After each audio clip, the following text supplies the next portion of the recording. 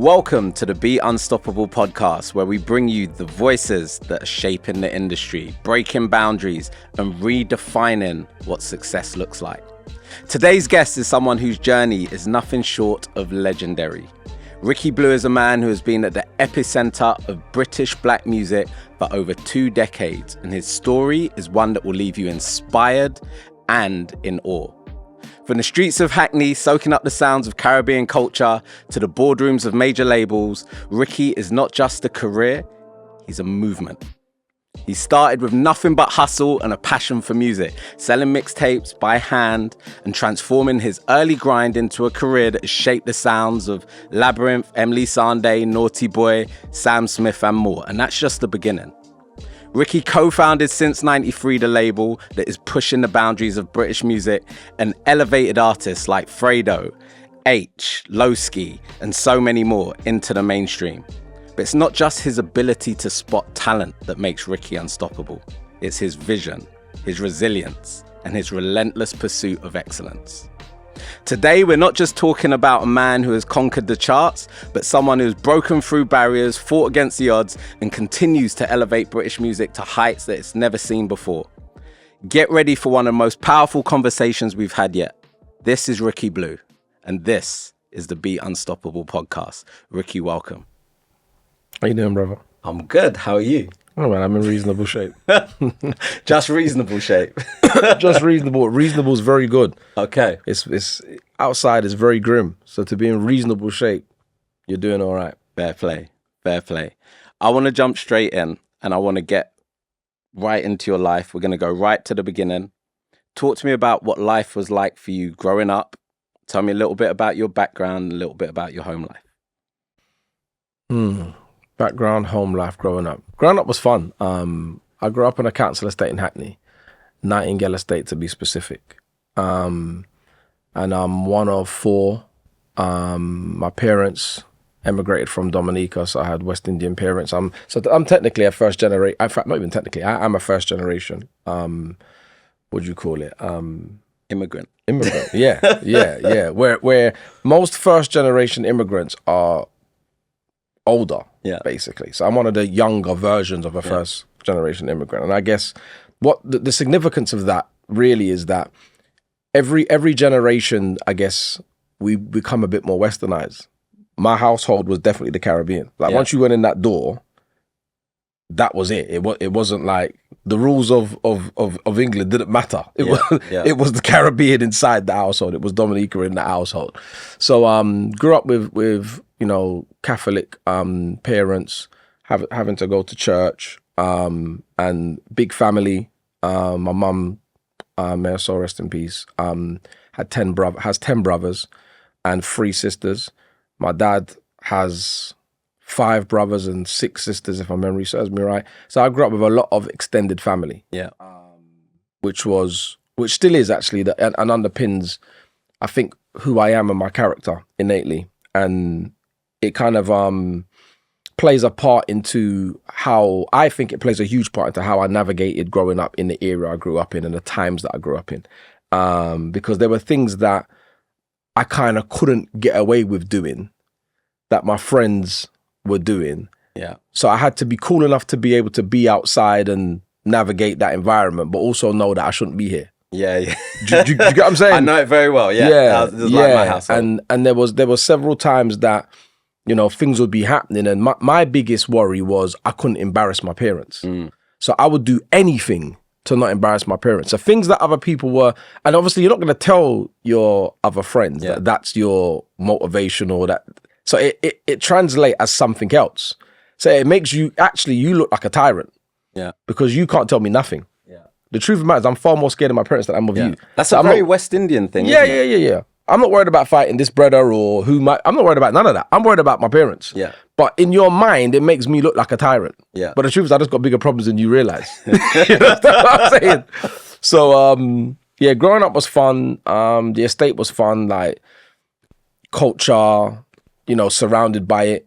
How and where I grew up, the estate I grew up in had like a very eclectic mix of, like, I guess, black culture, white culture, etc. So you've got the pub on the corner of the estate by the park, right? Which is obviously the, if you like, the white portion of the culture where black people do go to, right? Because that's one thing. My estate in the main was very interactive. It wasn't like white people and then black people. We definitely was all together. Like black, white, Indian, Chinese, we were all broken all together. Yeah, that was what we had in common, right? Poverty was that. Yeah. And I learned and knew that very early, like that. Not that I knew that we was broke, but I knew that we were all the same. I was never looking at anyone on the flats and feeling like they were any better than man. Yeah. The only people who I thought were better off, and it was obviously just being young and stupid, is those who didn't live with both their parents, who got two presents, one from mum and one from dad. I thought those people were special. Do you get what I'm saying? Because you got one present from mum and dad. That's you. You get what I'm saying? Like, so that was the only thing, the point of difference, if you see what I'm saying. But going back to my point is that you had the youth centre at the back, which was by the tower blocks. Downtown Youth Centre, which used to be run by a fella called Peter Drummond, a really good brother, and that's why I wanted to actually say his name, because he did a lot for a lot of youths on the estate. Jamaican man. And as you can imagine, his sound system, the local rude boys, the man then will get on the mic and do the chatting thing and whatever else. And as I say, the other side of the estate is the pub, and it kind of is a intermingling thing. So you've got, if you like, the rude boys who are doing sound system culture, and then on the other side of the block of the flat, should I say, you've got like what I would call, for the want of a better term, the sweet mates. So the fellas, the brothers who are wearing Reebok Classics and straight jeans, basically, and going to the, I don't know, what would have been at the time, it would have been maybe the Acid House rave, if you see what I'm saying. And then you got the man them who are going to the Sound Clash, who were in the youth centre. And there was crossover between those, but there was these differences. So there was this ring of culture, if you see what I'm saying. And being the youngest of four, I was fortunate because a lot of the older people in the estate knew me because of my brothers, my sisters, etc. So I had a past that some of my generation wouldn't necessarily have had, but if they're the oldest in their family, if you see what I mean. So I knew all of the coolest brothers on the block. I knew them, and they knew me, and they referenced me, if you see what I'm saying. So if I'm walking by with my little brethrens, the local bad you will hail you up. He's hailing me up. Do you get what I'm saying? Like, so and you kind of feel like, and my sister in particular, who I've got to give the credit to, my sister, I was like her little, I don't know, what would you call it? I was like her mascot. So she bought my clothes. Okay. So I had what them man were wearing. So you were fresh. Do you understand what I'm saying? So it's like, it was that kind of vibe, if you see what I mean. So but growing up was cool. Never really had any issues, and didn't really realize a lot of the challenges that were actually there growing up poor, because in that environment, we definitely weren't the worst off, if that made sense. And in fact, our household was very together. Both my parents worked. Like, there are certain things that I now know weren't just normal for everyone that I thought was normal. Like, we had the same phone number the whole time that I was there. We never had a phone cut off. We never had gas cut. None of that. I don't know any of that, if you get what I'm saying. So what I say that to say this, I had a very consistent upbringing. Very consistent. There was very little change. I lived in the same place. Everything was the same, if that makes sense. Whereas a lot of my friends and peers had a lot more upheaval in their lives, related to poverty, ultimately. Do you get what I'm saying? And maybe a one-parent household, or do you get what I'm saying? I don't remember any one time where my parents didn't have a job. Like, my dad worked in the same place for 40 years. And do you feel like that level of stability has helped shape who you've become? 100%. And how you maneuver? 100%. Because when I was young, and I think we've all been in that space, you go from being young and being on the estate playing, I don't know, had run-outs and all the rest of it, to becoming, I guess, 14, and life kind of changes a bit and gets a bit more serious, and the people you hung out with who were your friends, to say the police now, you guys are now a gang. These are just my friends. We grew up together. We played out, we still do, etc. But now we're young adults who are perceived to be, I guess, criminals, ultimately, by and large. That's how we were characterized. And so it's very easy to become part of these things. And I was able to be a part of these things without being a part of it, if that makes sense. Because I never had, as a kid, I never had a reason to feel like I didn't belong. And I was already part of a gang, which was my family, which was a massive gang. I spent most of the time in that. I had people to look up to. I had my dad, I had uncles, a lot of them. Do you see what I mean? Like I had cousins. Like that was my basis then, and has always been my basis. And so I never felt the need to belong. I didn't have to prove anything to you. Yeah. Do you get what I'm saying? To be in your crew. I'm me. And I've kind of always had that. What it ended up giving me was a confidence. I didn't realize that it was confidence to just be who I want to be and do what I want to do. So I will be with the man them until I don't want to be with the man them. And when the man them are deciding, yeah, we're going to go on out there and this is what we're going to do, I might say, do you know what? I'm just not going to go. And I don't feel any way to say I'm not going to go. Yeah. I just won't go. Do you get what I'm saying? Like, or if I do want to go, I will go. But I'm not under the same kind of pressures, because sometimes, man, we're doing things to impress other people. So you want to go out and, you know, lick text or do whatever else because you want to be validated as someone. I've always felt like I'm someone. Belong. Yeah. Like, and I also never had some of the poverty things that I know some of my friends, for example, who stole because they really didn't have it. Like very few people, and there are some who stole for fun. Some people stole because they didn't have anything. Yeah. Like they were never going to get a pair of Nikes from their mum, ever, or their dad. So they had to steal in their minds. To get that, they had to steal. Or they're not going to get pocket money. I would be able to buy a Twix and a Ribena. I'm going to get that. That's not actually a problem. I never knew what it was like to not be able to get a Twix and a Ribena. To me, it's just normal. I have brethren that never had a Twix and a Ribena, had to go in the shop and sting it. Yeah. Do you get what I'm saying? So it's like you're in the same place, but you've got different pressures and different, do you get what I'm saying? Or people who never had wider families. And so being part of the group, the man, them, the gang was like family to them. And if the elder said, this is what we're doing, they would just do that. Whereas I might question it and be like, well, why am I doing that? Why? Yeah. Do you get what I'm saying? Like, where's the benefit? Yeah. What am I doing that for? Or in some instances, because the I guess the elder in this group is younger than my brother or brothers or sisters, they can't tell me that. Yeah. So they won't tell me that. Yeah. And I just know not to disrupt their thing by openly challenging their power to make it awkward for them. Yeah. But I'm just not going to go. And you're not going to tell me anything for not going. Does that make sense? Yeah. Whereas if I open my mouth and say, I'm not even going to go, you know, I'm now challenging your authority to where you feel like you've got to do something. So I was smart enough to not do that, but I'm not going to go. So I just wouldn't turn up.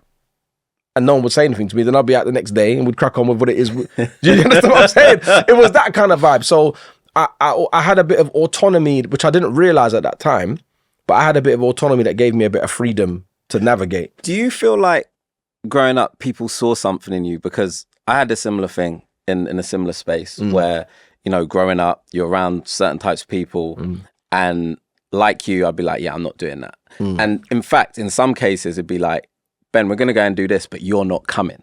Right. Right.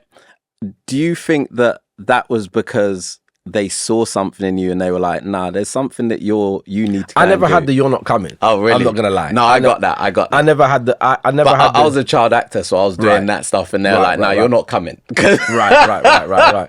No, I guess my surroundings weren't maybe as sophisticated in that sense to say, you don't have to come. Yeah. Like, you're all going. Yeah. This is what we're doing. Yeah. And if we're not doing this, you're not serious. Okay. And everyone wants to be serious. But I guess I did other things that gave me the credit to not do that thing. And I did a lot of things that, as a kid, that I didn't even necessarily, like, for example, I remember there was a time when people were doing robberies. Yeah. Yeah? Or that was the cool thing to do. You buck up on the next set of utes. Yeah. Yeah. I need your P's, or I need your cap, or your bus pass, or whatever. I've just got to take something from you, is what the energy almost is. And all we're really doing is stealing energy from each other. Yeah. I need to feel better about myself, so I'm going to take something from you. That's how I read it. Some people, as I said, were stealing because they needed shit. I never wanted a man's cap. So there was times when I'm taking a man's cap, shut up, man, and And then when no one's looking, I'm giving you back your money, or because I don't even want it. Yeah. I don't want it and I don't need it. But you're performing for the audience and you're getting your credit, because that credit is part of the reason why when I say, or when I don't say, when I just don't go on that mission, you can't question me, because I'm still one of the man them. I still, how can I put it? I still act out. You've earned your the stripes. Group activity. Yeah. Right. Yeah. Right. So therefore, all right, cool. He's just not coming today. If you see what I'm saying, like it's that kind of vibe. So yeah, when people started going jail at like, and this is from 14, like some of my friends started going jail, like youths who weren't even bad, like all of a sudden, man are going jail for robberies and I'm like, I'm definitely not going to Feltham. You understand what I'm saying? Like I've got no interest in going there, and I'm observing it. I'm like, you're not even bad, and you're going to Feltham now. Yeah, like because you were so desperate to get a stripe that you went and did all of this extra stuff. I'm not saying that's for everyone. There are some men that are just that way and just are bad, and they've gone on to be got a career. Do you get what I'm saying? But there's certain men who you weren't even really like that. Really. Yeah. But the desire to be part of that conversation and needing that stripe put you in spaces that you kind of didn't need to be in, because no one expected that of you or needed that of you. But you kind of put yourself in that space. So it was, I guess it was a slightly difficult time to navigate, because there were a lot of things that started to happen. And I think it's just normal in terms of growth and development, in terms of like, you go from, I think 14 is quite a key age, right? At 14, if you're not fly, you can't fight, you can't play football, and you got no girls, you're dead, basically. Yeah. Like, there's nothing going on for you. So you better be able to, any two of that four minimum, you're good. None, problematic. You're in trouble. So how did the music fit into your life at that point in your life? School. So my friends, right, so music's always been in me. And around me. Like, you know, I think most of us grew up Sundays, or Saturdays, should I say, house cleaning days. Yeah. Mum's blaring the music. My mum had a vinyl collection. Gregory Isaacs was her favorite artist. And between, like, I guess, Jamaican culture, music-wise, and, you know, Dominican and smaller island Caribbean culture, being soca music, etc., those were the basis of what was going on in my household musically. So I've grown up with that. Then obviously we've got that benefit, which we'll probably talk about later, in terms of having a broader palette than our peers in other countries, because we also have Top of the Pops. Yeah. So we know what Rick Ashley is too. Do you get what I'm saying? And like we know what a pop song sounds like, and we like it. Yeah. So we've got a bit of all of that going on. You know, but in terms of making music and getting involved in music, that started in school. My friends were in a rap group. But I wasn't into rap these times. I wasn't into hip hop. I was purely into bashment. I wasn't interested in any of that. My favorite artist was Buju Banton. That was my artist. Okay. Do you get what I'm saying? I grew up on that. That was my thing. And so rap was like whatever to me, if you see what I mean. But my brethrens were really into rap. So as you do, when you're close to your friends, you kind of assimilate. So I ended up joining the group as the bashment artist. So I did my little chat and they did their rap. And that's kind of what it was. Entered a few competitions, that kind of good stuff. But my friends were proper hip-hop heads. So I got into hip-hop via them. Yeah. And really, I got into hip-hop in 1993. The first album I ever listened to was Ice Cube's Lethal Injection. Okay. That's when my hip-hop actually starts. Hey. So when people talk like LL Cool J, I know it, but I didn't care. Yeah. If that makes sense. So my rap really started with gangster rap. And that's where the Since 93 name comes from. And the tie into that is that era of music. And my theory that at 14 is when you become like your own little man. Yeah. And you start to discover things for yourself. They're like, if you're not getting your own money and buying your own trainers, you're definitely saying, Mum, please not the Dunlops. Can I have the Nikes, please? You get what I'm saying? Dunlops are fashionable now, though. You get beat up for that back in the day. Oh, bro, you get abused for that. And it's funny because that stain, I don't know that Dunlops could ever be fashionable to me, because to me, that's what it is. Same. You with me? So, yeah, so, and that, I feel like at 14 is when you get your own sense of taste. Like you want to wear those clothes. You don't want to, you don't want to wear those, basically. Yeah. Do you know what I'm saying? And some youths at that stage are actually buying a whole bunch of clothes for themselves. Some their parents are buying, but you're still saying, can I get this? You're listening to what you're listening to now. You're not listening to what your parents are giving you. And at that point, there's usually a massive disconnect between what the household or the elders are listening to and what it is you're listening to, which was what was going on in my yard. And that is part of the thing of, I had this thing of music, sport, lifestyle, and culture since 93. And it's since been 14, because I was 14 in 1993. So that's how that initial thing came about, if you see what I mean. And links into that culture. So you went to Highbury Grove, and there's quite a lot of people have come out of that school that have gone into music, gone into sports. I went to Ellis. We were your rivals. Yes, we won the cup 3-0. Won't talk about that. Ellis, William Ellis. What do you think it was about that school that birthed so much talent? Why do you think there's so much music talent? You look at Ignorance, you look at Anthony Marshall coming out there, you look at footballers. Why do you think so much talent came out of that school? I don't know. What I'll tell you is this. The irony is I got sent to that school because my mum didn't want to send me to bad schools in Hackney. Okay. So she couldn't send me Hackney Downs. You're not going Hackney Downs. You're not going Kingsland. I'm sending you to Highbury Grove, this good school in Islington. Yeah. It was not a good school. It was not a good school. There was bare Hackney man in Highbury Grove. Highbury Grove was notorious. So William Ellis, we were over in Highgate, lovely leafy Highgate. Yeah. And Highbury Grove is like, oh, Highbury Grove are coming down to the school. Batten down because someone's getting robbed. It became like, I think it was prior to my generation. I'm not saying my generation started it, but because it would have probably started 2 or 3 years before us. But I guess when you're reading the statistics on the school, you're getting historical data. It hasn't picked up what's the current badness. So on paper, this is a much better school than Hackney Downs. Probably, it definitely was a better school than Hackney Downs because Hackney Downs was a madness. Yeah, that was something else. It's definitely a better school than Hackney Downs, and it probably was a better school than Kingsland at that time. But by the time we got there, and the people who were 2-3 years older than us, that was very much shifting. And so the school was full of there was a bunch of Hackney men there. And then obviously there was youths from Islington, of course. And maybe even Highgate, Holloway, and whatever else. But it felt to me like I was in Hackney. Yeah. Like the pretty much like, well, I'm not gonna say all the bad youths are from Hackney. They weren't all from Hackney. But most of them were. At that time, I'm saying. Yeah. At that time, you with me? So the school was like, it was a melting pot. I had a lot of fun at school. I'm not gonna lie.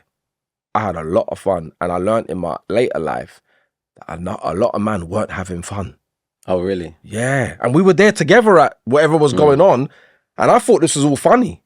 And I thought we all thought it was funny. Certain men didn't think it was funny at all. What were they going through? What was their experience? Maybe they felt forced to be there. Maybe they were scared being there. Maybe they felt threatened being there. I genuinely didn't feel any of those things. I was there enjoying the fuckeries, if you see what I'm saying, not realizing some of it was, other people's experiences of it were maybe very different. Yeah, if you get what I'm saying. Again, going back to the confidence that you had instilled in you, you're just like, I'm here, I'm cool, whatever. But I knew primary school, not in a funny way, but I ran my primary school. Anyone who went to a primary school will tell you that. Like, whether it was teachers, students, or whatnot, it was me. I was me, if you get what I'm saying.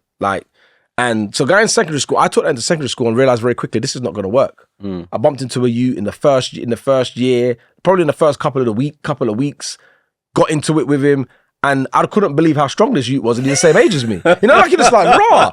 What's going on here? You got the smackdown. Yeah, it was like raw. And the fact that he went on to be the hardest in the year made me feel better about myself. Yeah. But I realized quickly, okay, you're not going to have the same influence in this environment that you had in a much smaller environment. So you're going to have to tailor your shit to this environment, if you see what I mean. But even still, I had more than enough skills to deal with the environment that I was in, if that made sense. And to navigate it. To navigate it amongst all of the fuckeries and the pressures, because by the time man was 14, 15, there were youths, and I say youths who were like 2 years younger than man, who were doing a madness, were coming in non-uniform day in head to toe in Moschino. That's pressure, you know. These youths are 2 years younger than you. And they got clouds. Do you remember the head to toe Mosh? And you're there in Lee Cooper jeans. This can't run. Something's got to happen. You know what I'm saying? Something's got to give. We've got to get some peas. But the pressure to keep up with what was going on was real. So you had to find ways to not lose ultimately. You can't be at the bottom of the league. You get what I'm saying? And like me and my friends, like primarily, like we were cool. Like, and I mean in the sense that we loved music. We loved hip hop at a time where it wasn't common to love hip hop. Like hip hop wasn't the coolest thing to like. Yeah. Jungle was far cooler than that. Garage was far cooler than that. And at the time, I thought both the things were kind of dead. But I was amongst it because jungle wise, a lot of the jungle MCs or some sensible people in jungle, a lot of them came from my state. So Jungle Mania, the guy who ran Jungle Mania, he lived in my estate. MC Shabba, I grew up with him on my estate. Cool FM, no, Rush FM was on my estate. You had the pirate radio station. We had all of that on my estate. So a lot of the men who were either running pirates or were doing the creative part of it, they were on my estate. So I used to go to these raves with these big men when I was like 12, 13. I was just going with them to these various raves or whatever else. So that culture, I was amongst it and part of it, but I never rated the music. I like obviously certain tunes and whatnot, but I never wanted to be a jungle MC, if you see what I'm saying. And by the time I met rap, I thought that was a far more advanced art form in terms of lyricism and whatever else, and that had far more of my attention. So in a strange way, we were like the oddballs because we were deeply into hip hop, but we also were very good at dubbing. So we were jovial, but could have it at the same time. So you're not gonna mug me. That's not gonna happen. And I'm probably gonna dub you and make you look stupid. And we could play football as well. So we could do all the things that, do you get what I'm saying? All the things that made you cool, right? Yeah, so we could navigate and it was fine. But when it came to the money thing, that kind of shifted things when youth started getting money and people started getting into different things, like whether it was robberies, bank robberies, post office robberies, selling drugs, etc. These things became apparent at like 14 years of age because, as I say, you're coming into non-uniform day and youths that are 2 years younger than you are just making you look like an idiot. Yeah. And that can't run. So now you've got to get money. And how did you go and get money? My parents are not buying me, I don't know what it cost at the time, I can't remember, but a Moschino suit was fucking expensive. Very expensive. Yeah. I just about was getting click suits from the parents, if you see what I'm saying. You're definitely not getting no Moschino jeans. Yeah. You're crazy. You with me? So you gotta find your way. Fair play. So you and your friends formed this rap group, Execution Squood. I remember Execution Squood. You guys were hard. I didn't actually know you started off as a bashment MC. I'm like, really? Okay. Because you very lyrical, lots of character. Like you said, you guys were able to bring humor into the rap. You had a lot of energy in the rap. You were a really good rap group. And, you know, we had our paths crossed at that time. And we ended up doing a singles deal, which was probably the worst deal.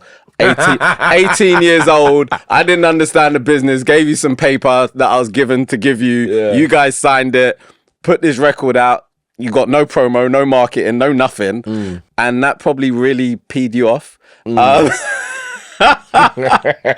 And eventually you guys went on and set up Road Records. Yeah. Right. How was it to start Road Records? What did that teach you? And what did you do after that situation at Sanctuary Music when you signed that deal and realized this isn't going to go anywhere? There was a combination of things going on at that time. Outside of the deal. So I was the last one to join the group. Yeah. So the group was already happening. as I said, in the hip hop spaces, going to battles and, going to, was it Mud Fam and Mudlums, Mud Family, all that kind of stuff. All of those things. I wasn't really in that part of it because that was proper hip hop. Yeah. And as I said to you, I'm in the bashment. I'm not really whatever to this, if you know what I'm saying. I'm doing ragga. Anyway, so later on, around the time when we met you, where you gave us a singles deal, we were gassed, to be honest. I remember going to that office. I can't remember. That was like the dream of what you thought the record industry would be. Walked into this building, shiny floors, plaques wall to wall. Right, it was insane. We're in the game, and it took my memory. If my memory serves me right, at that time, I think Iceberg Slim was signed to Polydor. Yeah. Now, what many wouldn't know is Iceberg Slim was in our group before people knew him as Iceberg Slim per se. And so he left the group and just did his own thing. And so that was a massive motivating factor because a lot of us were probably hating a little bit, to be honest with you. And then on the other side of it, feeling a bit slighted that, you just gone off and did your own thing. Because it wasn't just that you became successful. You became successful and you just moved on. You just did. And had different people around you. And it was just like, well, what's that about? If you see what I'm saying. And so the need for us to be successful became even more like, right. So doing the deal was like, right, we're getting somewhere. We're doing, So when that didn't go well, I remember coming back, I think we got the report of the first week's sales, and it was something like, 15 copies. Yeah, something stupid. And I was just like, I could sell that in my estate without, like, not even in my estate, I could sell it on my block, far less for the rest of the estate. Do you get what I'm saying? So it was like, we should just do this ourselves. Let's start a record label. What are we going to call it? It's Road Records, isn't it? We're going to sell the records on the road. That was pretty much how it started. We made a mixtape, and literally, like there was 5 of us, as in the 4 of us in the group, and then we had got a manager, a fellow called Alf, big up Alf, and Alf was like, so this is what we're gonna do. And what Alf was very good at, Alf is an amazing motivator. He could have you running through brick walls. It's just later you turn around and realize that he hasn't run through one himself. You get what I'm saying? And at the time, or after a certain bit, there was a bit of resentment that I had for that. But later on, I learned to just respect that because not Alex Ferguson's never on the pitch scoring goals. Yeah. But he can make the players do what they need to do. Yeah. So management doesn't mean that I've got to do what you do. Yeah. I've just got to help you to be the best you can be. And that's what he was doing. But anyway, that's a story for later. So we were like, right, we're going to do this, blah, blah, blah, blah. I think we ordered 2,000 CDs. And when the CDs arrived, it was like, right, 400 each. So now it's real. You're walking away with your 400 CDs and your responsibility is to sell this. You got to sell them. It's like, raw. Remember that first day, like, raw. What is happening here? And how we're going to do this? But straight away, it was like, all right, cool.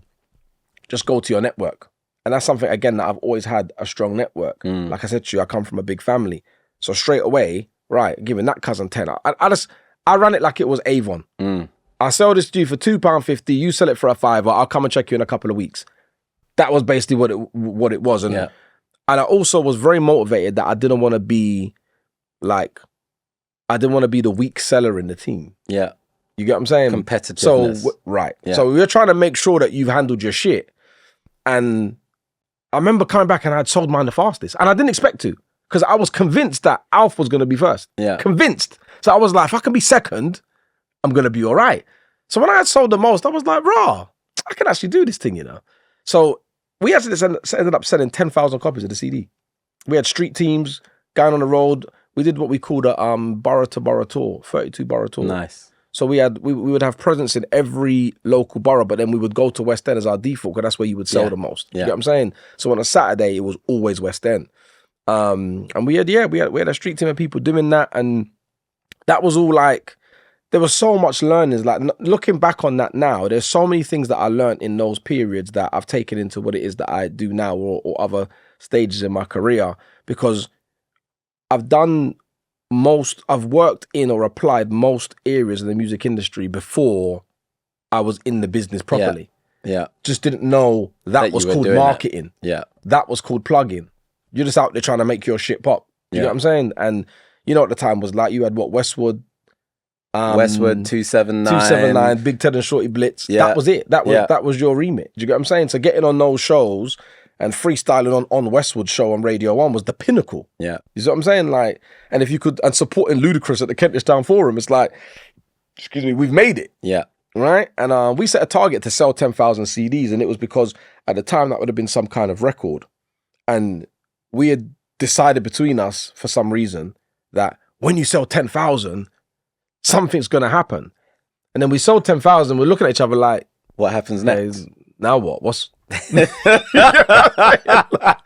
no big executives knocking on the door like, yo, we need to sign you. None of that was happening. Oh, dear. So at this point, you're around 18, 19 years old.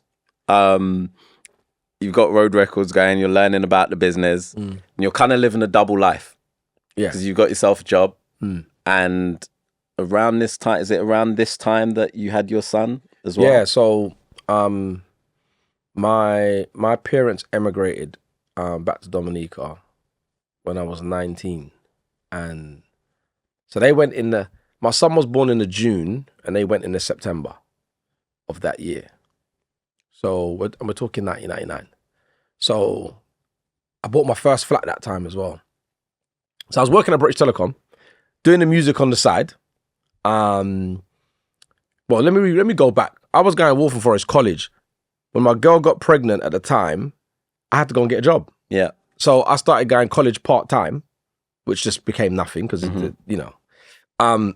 working and doing what I was doing because I needed, naturally, it's like, fucking, I need stability. I'm 19, about to be 20, and I've got no parents to fall back on. And, they gave me, I think it was $7,500 they gave me at the time, which was a 10% deposit to go and buy my flat.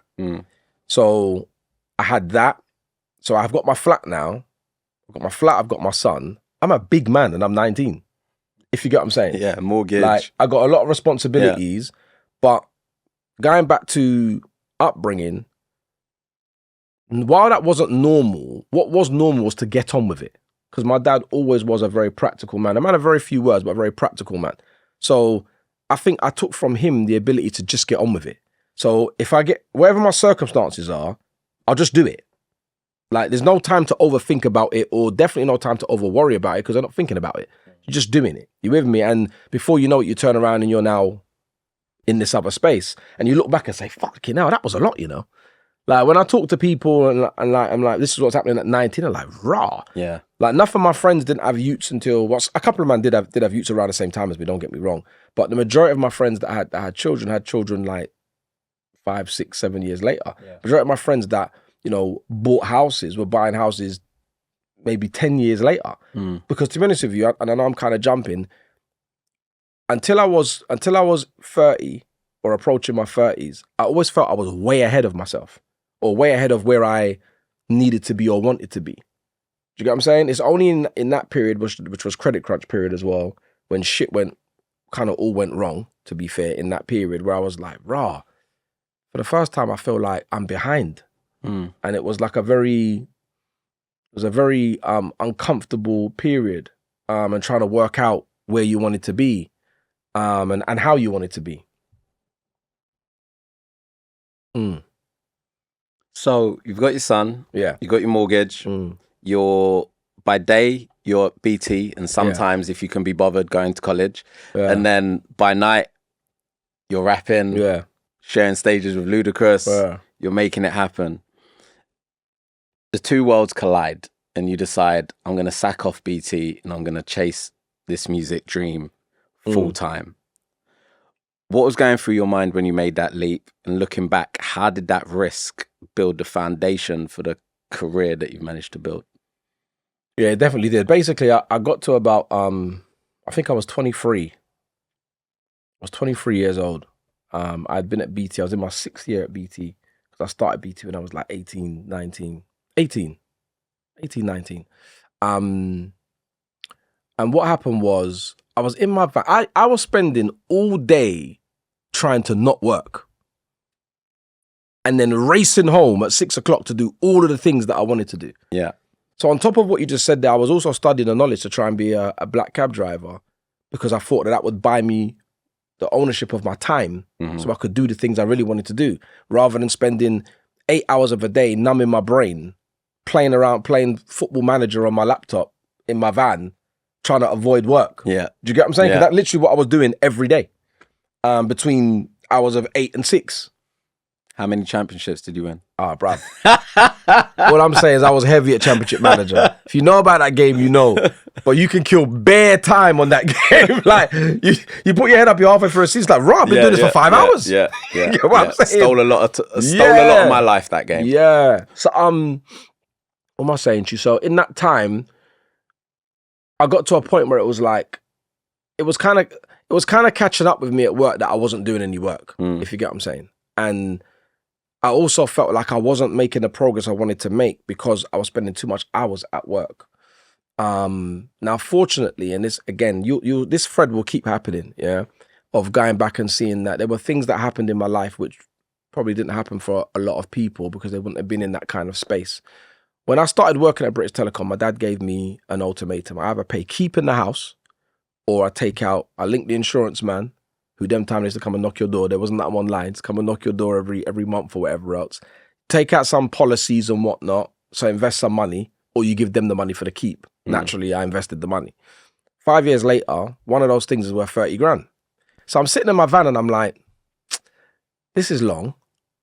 If I take that 30 grand, I could probably survive and, do a few bits and bobs to keep myself afloat. I could probably buy myself 18 months here.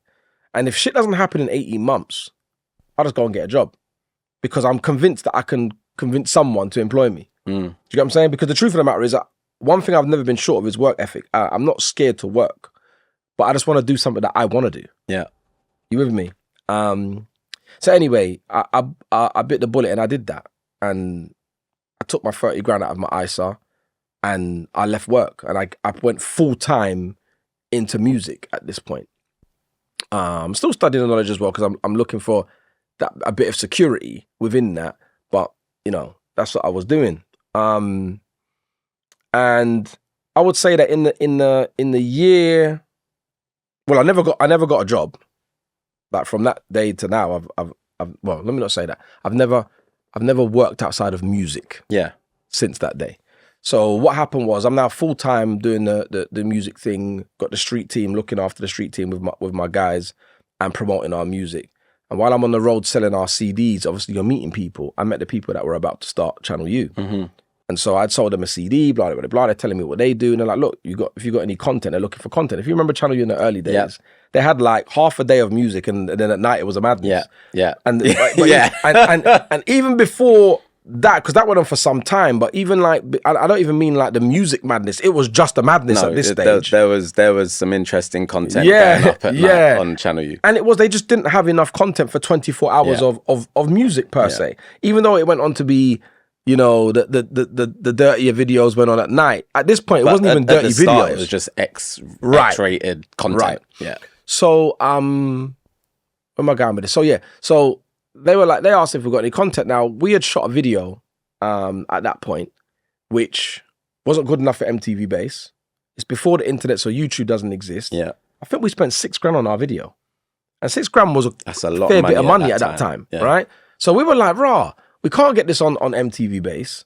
The video was just sitting there collecting dust. So these men are talking about content. I'm like, cool, I've got content. Plus I know a bag of artists who are in the same position that we're in. Whether you're talking, like, you got to remember, I'm on the same circuit, same time as Estelle, Rodney P, Black Twang, of course, who were ahead of us. But, that batch, Scheme and Big P, what are those youths from Brixton? 57th Dynasty. Yeah, 57th Dynasty. Do you get what I'm saying? Like, there's a world of artists who exist in this space.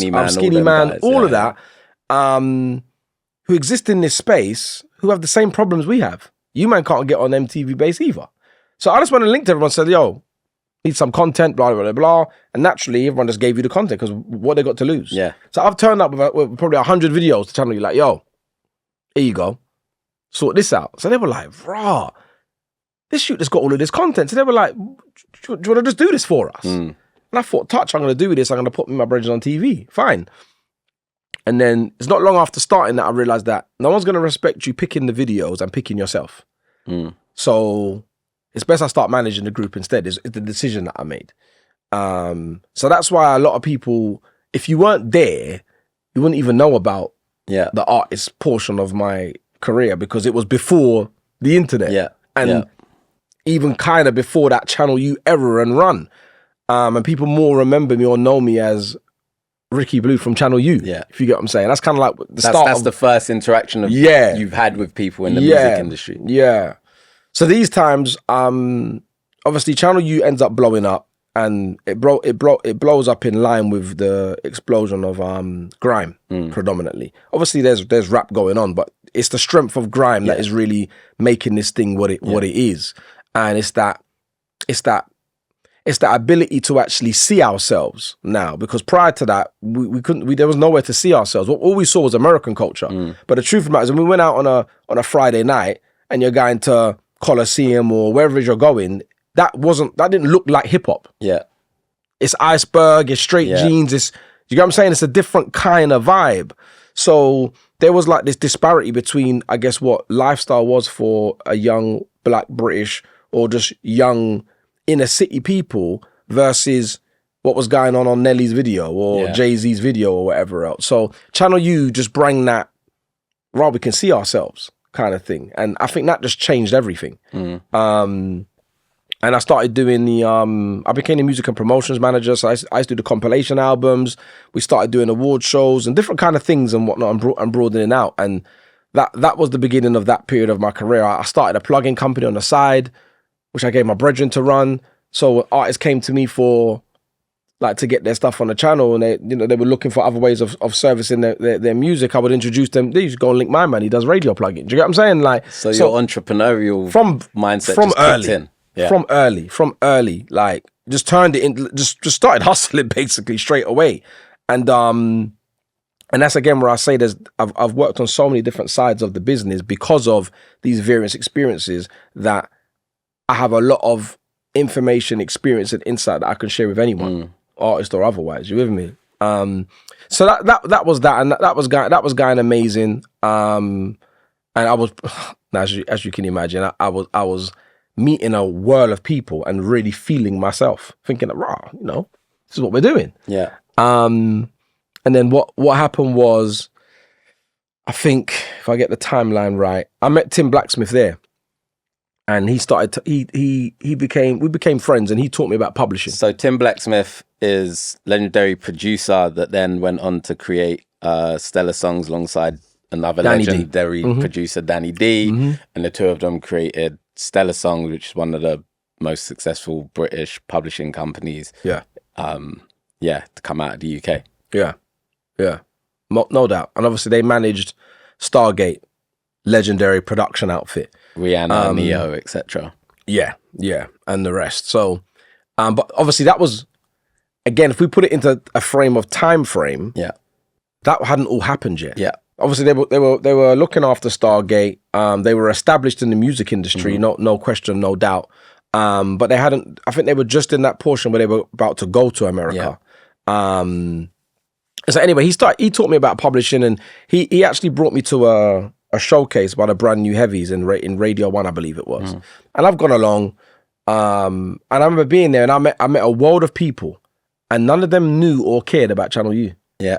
And I remember I was just confused. Where am I? Wait a minute. What is going on there? Because I'm just not used to this. You're going places and everyone loves you and whatever else, and everyone, I must say everyone loves what you're connected to. But at that time, I think I might have been around 26, separating you from what you're connected to wasn't a natural thing. Like, I hadn't experienced it to know it. So I saw it all as one thing. So again, being in that space and they didn't know or care, I was just like, where am I? Like, what is going on there? So clearly there's another level now. Yeah. And I need to understand this and I need to learn this.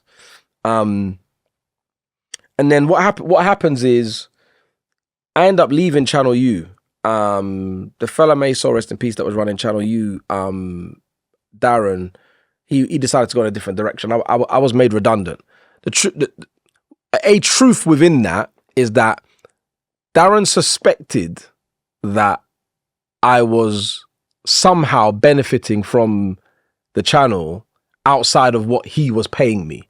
Which you were, because you had your plug-in. I had more. I had that and more, if I'm honest with you. So there was, he was actually right. Yeah. But there was no way of him working this out, and some of it was nothing to do with him, because there was other things that I was doing that was creating money. So he's looking at me like, why is this you in my office with a Rolex watch on? I don't pay him enough to get that. Yeah. This man actually had a private investigator following me. Wow. Yeah. That's a bit deep. he was like that, if you get what I'm saying. Like, he was a bit of a paranoid character, but he was also someone who had a lot of money. So doing something like that for him wasn't expansive. It was like, he was just that way inclined. And I think that the little black cute that's in my office, he's doing something. I can't figure this out. You know what I mean? I had my little Mini Cooper S these times there. So he's just looking at it saying, what you're presenting and what I pay you doesn't align. Something's not quite. How did that make you feel? In one hand, I felt like I understood where he was coming from to some degree. Because again, there were things that I was doing which were nothing to do with Channel U that he wouldn't know nothing about. Then there was other hustles I had on the side, which were music hustles, which were bringing in money. So I knew what I was doing. And I was cool doing what I was doing. I didn't like the fact that it was like that, but I knew he was like that in general, because I don't know if you remember when Channel U turned into AKA. Yeah. There was a point where Darren was the distant. There was 3 owners of Channel U, and he was one, but he was distant. There was a guy called Stuart who used to be in the office with us all the time. Stuart, and Darren was suspicious of everyone, by the way. So God knows what else he was doing to everyone else in that sense. And like, he kind of like outmaneuvered the other guys into having the channel all for himself and getting really hands-on, and then he was in there all of the time. And that's when he shaped the team in his own vision, if you see what I mean. So I knew that because someone that he was good friends with, I'd become good friends with. And so there were things that he would share with him that I was privy to, if that made sense. So I knew, not because I saw anything, I knew because I was told this is Wagwan, if you get what I'm saying. So it was what it was. Anyway, he made me redundant, and I left there, and then I went to, I don't know if you remember Just Fabulous TV. Vaguely. So Just Fabulous TV was meant to be like our version of BET in that time. And they had gone on this they were in Bermondsey, and like they had like... Yes, I remember them, yeah. They had about 30 staff, big studios. Like, it was a complete upgrade on Channel U, 100%. So yeah, what was going on there was they were making TV shows, and there was loads of people that I knew in the business who were working there.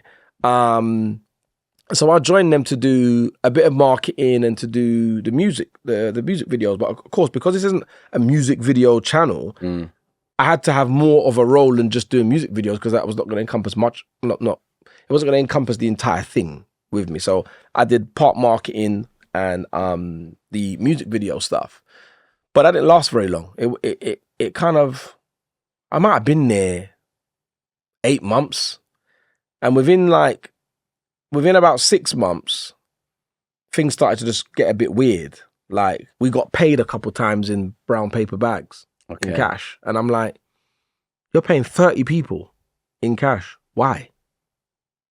Something was going on. Anyway, I don't know what that man went into. Something went wrong, and then, so for 2 months we got paid like that, and then on month 3, you kind of just didn't get paid. So you're like 2 weeks over supposed to have your money, there's no money there. So it's like, I'm not sitting there and waiting to find out what's going to happen in month 2 and 3. I'm not on that. Yeah. So I just collected some cameras and shot the cameras, took my P's and left. That's so Hackney. You know. I say it because you owe me money. You're not paying me. You've got no explanation. You owe me money. So I'm just going to take this. That's all. Yeah. Right? So that's what happened. And I took to the value of the money that was owed. I never took one extra piece of nothing. I took what I was owed and bounced. But then I was in this space. I'm now in this space of no man's land. So now we're up to we're around 2008 now. And massive recession, interest rates are going up. Some other things that I was involved with went terrible at this point as well. And what I will say is that that's the first time I realized that everything was connected. And I mean that in terms of like corporate world, underworld, everything's connected. If there's a financial crisis, it affects every industry. Yeah. Even the underground industry. Do you understand? So things that were moving smoothly were no longer moving smoothly. What you're getting is basically shit, because everyone's trying to earn more money. So you're not getting a sensible product. You're getting bollocks. bollocks leads to headaches leads to arguments lead to beef and problems and whatever else. So it was just all one shit circle. All of a sudden, the money just kind of dried up. And I learned at that time as well that you were Riki Bleau at Channel U. It was about Channel U. It wasn't about you. Okay. So the minute you're not at Channel U, your phone's ringing 80% less. Yeah. Yeah. You get what I'm saying? And it was like, rah, what's going on here? It was a, you know, and so the period at Just Fabulous felt like a reinvention. That didn't last very long. So now I'm in a space where I think I'm about 29 these times. And I'm like, so what am I going to do? Because what I knew I didn't want to do is be on anyone else's ship again. Because I felt like I was doing a really good job at Channel U. But when the person who owned the ship decided they wanted to go a different direction, that's their decision. Yeah. And you have to just do that. Even before that, like, I've got to go back to this actually, is I remember going to see Darren and the other director at the time at Channel U and saying to them that, you know, we should evolve our programming. So let's try and make some TV content. And they were like, we haven't got the budget for it. I said, all right, if I create a budget, will you let me go and do that? And they said, all right, cool. And so I went out and I did a couple of deals, like one with Arts Council for a project, I'll never forget, it's called Pavement Poetry. And they gave us X amount of funding. I did a few things and I basically got us 60 grand. So I've turned around and said, right, can I take 30 of that to go and do this? And they said no and kept the money. Wow. And I was like, rah, but I got that. But again, I learned that lesson that this ain't yours. So a man can tell you, yeah, and he can change his mind. And there's nothing you can do about it. You with me? So I was getting disgruntled way before that happened, and probably Darren could feed into that and just, you know. Anyway, so as I said, I got made redundant. I went to Just Fabulous. Just Fabulous lasted maybe 6 to 8 months before that went tits up. And it's like, rah, what am I going to do? And I remember just being at home in this period, like trying to work out what I want. And at this time, remember, I've still got my mortgage. I've still got my son. Well, not that that's ever going to change. You get what I'm saying? I've got commitments. I've got responsibilities. And my commitments and my responsibilities, I can't run away from that. I need money. Right? So I took not my last, but it was close to being my last. I took 30 grand and I put on a concert in Dominica. I brought Jacure to Dominica. And when I came, I lost bare money on this move, you know. You know, when you're doing something you don't really understand, but I'm going to make some money, it's fine. Yeah. I lost like, I don't know, I came home with maybe 20 grand. And 10 of the 30 that I went with was my cousin's. So I owe him 10 grand. Yeah. And this has kind of gone wrong. And it went wrong because you're in another environment and other people, like the on-ground promoter was basically ripping, man. And I had no idea what was going on, if you see what I'm saying. You didn't know the market, you didn't understand how it just went mad. It went mad. So when I'm at the end of that, when I'm counting out this money, I never forget, I was counting out this money with my mum. And it's like, this is not it. You see what I mean? So I'm on that plane going home, I'm thinking, fuck. Proper sobering like thoughts now, like, rah, what are you going to do? Do you know what I'm saying? So these times, things that man was doing, as I say, a couple of bits and pieces that man was doing on the road or had others doing on the road was drying up. The proper work had collapsed. You're just sitting there like, fuck. You get what I'm saying? First time in my life, I there's no income stream. So I'm sitting there just like, rah. But what I did know is that I needed to build something that needed to be my own. I've always loved football. I played football up to semi-pro. I went and did my football agent's license, got my football agent's license, and I started looking for talent. I was always kind of looking for talent, but now I was really looking for talent, if you see what I mean. And people will never know this because at this time I was in the industry to some people's eyes, but nothing weren't going on. But you're there projecting. But I think that's a lot of people in the industry though.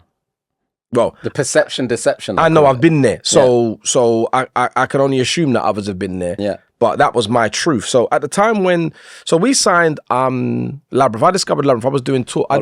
Who signed Labrinth? So you started working with Tim and Danny at this point? So it wasn't a formal relationship. Okay. It was like we had a relationship of, we were friends, and he was teaching me about parts of the business, and he had left the door open. You know, if you ever find some talent, we can do something. Kind of being like a mentor to you. Yes, it was like that. And I sent him a load of bollocks because the truth was I didn't have no concept of what a songwriter was. Yeah. Like I never looked at Wiley, Tinchy Strider, Da Vinci as songwriters. I looked at them as producer and artist. Yeah. I didn't understand that they were also songwriters, right? MC, producer, white guy busking at the train station with guitar, songwriter. Yeah. So I'm sending them that. Yeah. And I'm getting no response. I did a talk at a youth centre, which I'd always been doing stuff like that. But in that period, that was like a piece of work that I could get because of my reputation that could keep at least something ticking over. It just so happened. So I did a talk in a youth centre in Holly Street, and the music teacher in Hackney, that is, and the music teacher was the same age as the young people who was talking to. It was Labrinth. And like, he's like, look, can I play you some music? And I'm like, of course. He's played me a scratch demo of Let the Sun Shine. You've gone what? This is crack cocaine. You know what I'm saying? Like, this is it. So I'm like, all right, shit. I sent that to Tim and Danny. They came back to me immediately. We should do this. Bless. And long story short, that became our first signing together. So I'm doing my football bits on the side, and I'm doing this now. And then off the back of the Labrinth thing, we went into a partnership relationship. So we've done this partnership, so the things are starting to move. So what does that partnership look like? So I had my company, which was Our World at that time. Okay. We come up with a partnership whereby we were splitting profits and whatever else across the catalogue. Okay, if you'd like. So what you brought in, did a 50-50 with Stella. Cool. Wasn't quite a 50. Wasn't quite a 50-50. Okay. All right. But anyway, we did a deal, and I was happy. The terms weren't a problem for me because they were giving me an opportunity and giving me information and giving me a platform that I couldn't have had on my own. So I had no issues with what the terms of the arrangement was, but we were splitting things 3 ways basically. Because there's 3 of us. Although there was 2 businesses, but that's another thing, right?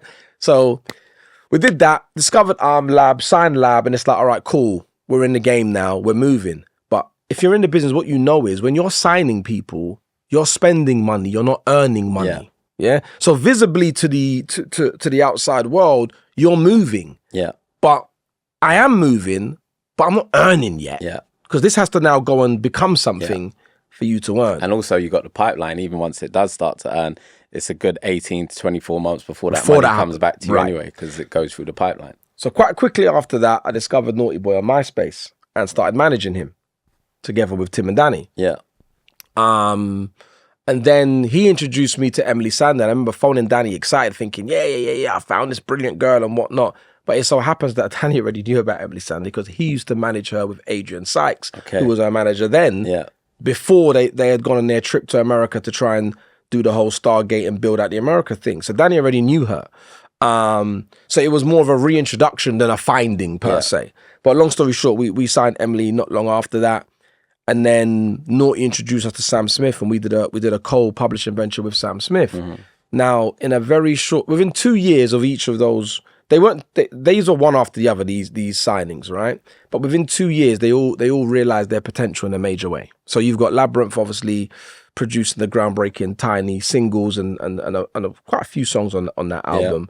Pass Out being the signature record that kind of changed the face of what music sounded like on radio. You with me? So very quickly, things are just really growing. But I never forget, I go back a little bit. The day that Emeli Sandé signed her record deal to Virgin, I was meant to be there. I didn't go because I had to sign on. Wow, that's sobering. Yeah. I never told no one that. Yeah. But I had to make a decision that I either go to sign on and make sure that my mortgage is covered for that period, or I go and take a picture. Fuck the picture. I'm over here. Yeah. Now, again, no one knew that, but that was what I was going through while I was starting to win. I was in that place. You with me? So you're still having to figure it out, how to make ends meet, even though you could see, okay, there's something happening here. Down the line, I could start to really make some money. But right now, I need to survive. Tim and Danny invited me to come to New York to work with them for a period, on a trip. I can't remember how I gathered the peas to even do that. But I remember having to borrow one of my cousin's laptops because I needed to work. And I was never going to ask them for it, if that makes sense. So I'm presenting, yourself as I'm here, I'm ready to go. And I'm your business partner. I'm here. I'm doing what I'm doing. Inside, I'm like, fucking hell, like I've got to keep this as humble as possible because I'm really on on the basics to survive at that point. So even having to come to New York was like, I don't really want to spend, I don't know what it was. It might have been $1,000 at that time. It wasn't that expensive to go to New York like that. It might have been $1,000 to go to New York at that period, but I didn't really want to spend $1,000. Like, but it was like, I'm working towards my future. So I've got to keep running towards where the oxygen is, even though it's hard. You see what I mean? Anyway, I did that trip, and again, I never told them what I was going through or where I really was in my real life at that point. And why was that? Do you think it would have affected the relationship? Was it embarrassment? Like what was it that stopped you? It wasn't even the embarrassment, because signing on in that period was the most embarrassing I've ever done. I'd never signed on in my life prior to that period. But I was at a point where my mortgage payments are struggling. Like if I paid my mortgage, I weren't paying the gasman, and then I'm paying the gasman and then not paying my mortgage. Like I was literally robbing Peter to pay Paul, and then I realized that, well, if you sign on, they pay a portion of this, and I was like, do you know what? Just fucking go and do it. Yeah. So I did it. Do you get what I'm saying? Because that was hugely embarrassing. Like I remember thinking about where I'm going to sign on. Like, don't want no one to see me in this office. Do you know what I mean? Anyway, going back to your question, which was like, why? It wasn't about the embarrassment to them or whatnot. It was about, I'm positioning myself to be your business partner. I don't work for you. Yeah. Do you get what I'm saying? And I'm not, while I'm younger and I'm happy to be the younger brother, I'm not your boy. Yeah. So I can't be weak. I can't, Ben, can you borrow me some money? Yeah. I can't do that. What I might say is, can you give me an advance, can I advance this commission? And then when the commission comes in, you take the thing. That I'll do, but I'm not just going to borrow money from you, if you get what I'm saying. Yeah. So. You want to be taken seriously. Want to be taken seriously. Yeah. So it took a while because I probably at that point maybe 30 grand in debt. And let me give you the irony actually, something else, because someone might learn from this, is that when remember I told you I went to do that concert with my last bit of money that I had. In my mind, I always had it that I had my flat and I knew I had equity in my flat. And so I thought, worst come to worst, I'll just take out some of the equity in my flat. So when I got home from that trip and it hadn't worked out, that's what I went to do. That's when I learned that it doesn't work like that. Yes, you've got equity, but you also have to have employment now for us to give you that. Yeah. No one's just going to give you the money. It doesn't work that way. Your credit has to be where it needs to be. I didn't know any of that. I just thought, got about 50 grand equity. I'll take out a young 25. It's simple. Got there and it's like, nope, that's not available. So your plan B doesn't exist. That was a very sobering moment. Anyway, so now I'm in a place where we're starting to have success with Labrinth, Naughty, who are managing, etc. Done a record deal for Naughty at that time. So I remember it was all moving quite nicely. But for that period, what I was really doing was balancing up my deficits. That's no one's business. No one else knows. I just know that. So even when people are looking at me like, "Raw, your thing's moving," I'm not quite where I want to be still, because I'm actually, what I am earning is servicing debt. Yeah. You get me? Yeah. So it took a while for that to balance up. Meanwhile, in that process, Labrinth's having his success with Tiny and then his own stuff. Naughty Boy's having success. Then Emeli comes and sells 5 million albums. It probably is in that period when that stuff has started to balance off. So now I'm feeling like I'm in line with where I'm at optically. Yeah. But prior, there was a period where I was optically and where I was in my real life was two different places. And how was that for your mindset? Like, did you feel like a fraud? Did you feel like I'm failing, but everyone thinks I'm winning? I have to keep up this facade. Like, how, do you know what? How was that for you mentally? I felt fine mentally because I knew it was working. It was a matter of time now. Yeah. But the harder point was when I didn't know what was going on. When I'm sitting there trying to work out what my next move's going to be and I don't know what my next move's going to be. That was hard. Because that point, I'm close to saying, you know, I might have to go and stack a shelf in Asda or something, you know. Do you get what I'm saying? Yeah. Like, so this bit was far easier because I knew it was a matter of time. It was coming. It was coming. I just had to be patient. I just had to be patient and see it through. And I was generating enough that I wasn't having to rob Peter to pay Paul anymore. I could meet my payments and I could also service my debt. I just couldn't bring my lifestyle forward yet. Yeah. So as I say, that all, you know, married up. And to be honest with you, it's probably part of why I was so unrelenting in that period. I was just at it. And to be honest with you, I've never stopped being at it because I don't think there's any other way to be but to be at it. You with me? So Emeli does what she does. And then obviously Sam comes after that and sells 10 million albums. So you've very quickly gone from first time at the Mobile Awards to first time at the Grammys. Yeah. In that period. Yeah. You with me? And it's like, raw, this is... Because where else are you going after that? Yeah. Like there's nothing bigger than that. You with me? And so cracked on. I mean, where are we at now? What year are we at now? So how does that work in? So you've brought these incredible artists, you brought them into this publishing situation, probably the foundation of this publishing situation, if I'm going to be honest, being over a decade generating sizable income. And you've got this partnership. You're working with Tim and Danny, everything's going amazing. But then you splinter off and you start to do your own thing. How does that come about? Firstly, at the time, I didn't realize that what we were doing in that period was actually the foundation of the company. Okay. I actually didn't realize that. Remember, these are my big brothers who I've always looked at as you've given me an opportunity. Yeah. So I'm not studying it like, actually what we've done in this time has actually made this thing. Someone very senior in the industry actually said this to me. And I was like, I'd never even thought of it like that. Anyway, that's another thing. What happened was,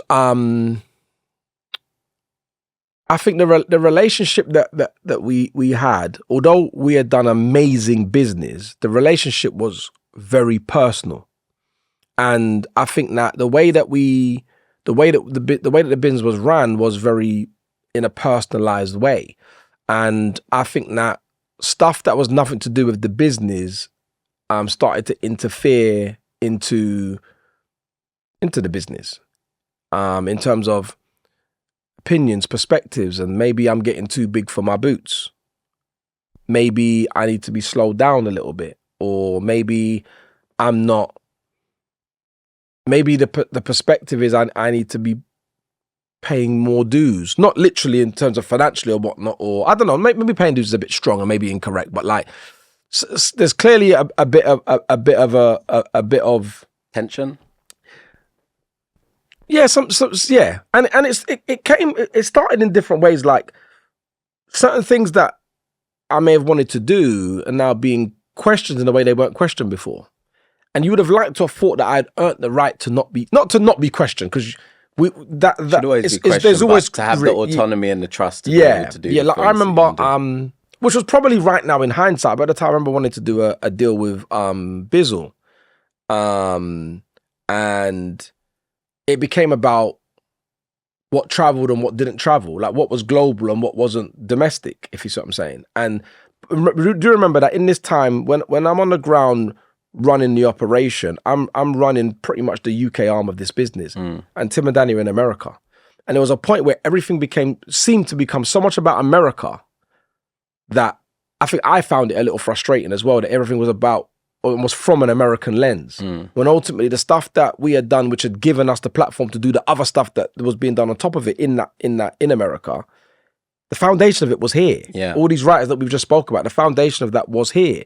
So to now, for the viewpoint to become almost solely about whether something could travel to America was a bit frustrating, especially, and this culminates in a time where we've got this new era of rap happening, and this new generation. So you've got, I always see like Krypton Conan as a key pivotal thing. So I started managing Krypton Conan, and it's one of the first things that I did that they weren't interested in doing. So I did it alone. Okay. Right?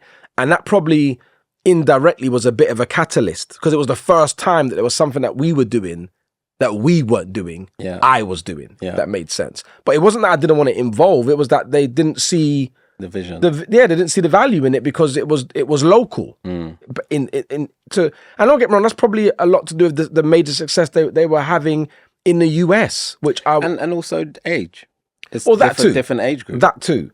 So I'm seeing like kind of like the pass of the torch. So you've got the Tiny Tempers, the Wretch, the Professor Greens, and all of that. Those guys having success, and then you've got Krept and Conan who arrive with a bit of an independent spirit. They had put out their mixtape independently, and I think it was the highest chart in independent mixtape or something like that. So it's a new day, and it's a new era. And then you've got the whole new era of your J Husses, your Mo Stacks, and all of that generation that come after Krept and Conan. So we're in that space, and again, the lens in which these new talents are being viewed are about whether it can be international or not.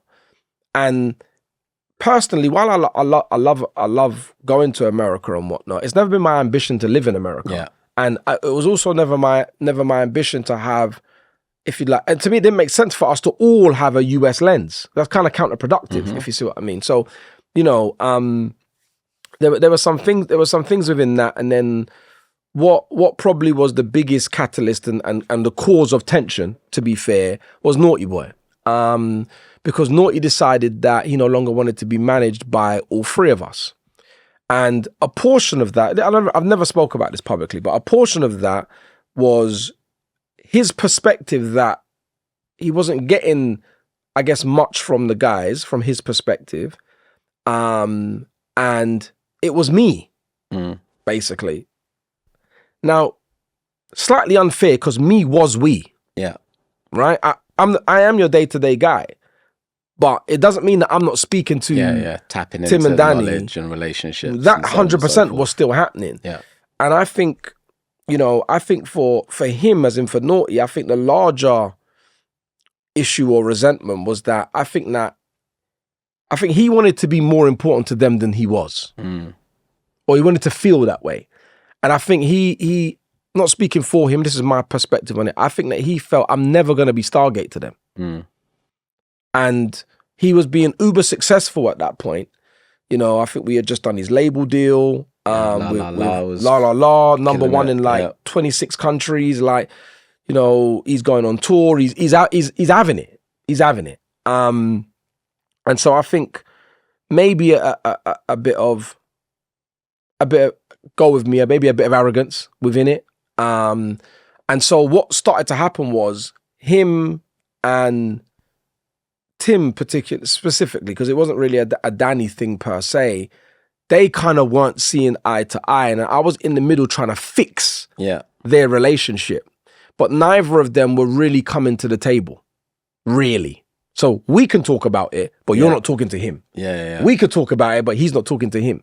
So it gets to a point where we fall into this no man's land of, well, this is where we are now, because there's no conversation. And it's been like this for maybe 12 months now. It went on for a long period of time. And I think in the end, what's happened is I think mine and Tim's relationship got caught in the crossfire of that. And maybe somewhere in his mind, maybe he felt that I made a move when really I didn't make a move. He maybe wasn't willing enough to make a move to come halfway to meet the client. And the client wasn't willing to come halfway to meet him. Yeah. So actually, that was the problem. Yeah. And I was the one trying to fix it. And if I'm saying to you, bro, we need to try and fix this, we need to try to fix this, and you, for whatever reason, do you decide that you don't want to do it? You're never telling me no, but you don't do it. Your actions are saying you're not. Your actions are saying no, right? So at the point when he's saying he doesn't want to work with you, it's 50% your fault. Yeah. It's 50% his fault too. It's none of my fault, because I've tried to get you guys together. Yeah. Anyway, I turned around and said, well, look, let's not worry about it. Let's just do business. I'll do this, and I'll still kick up a share. We keep it moving, right? That was my proposal.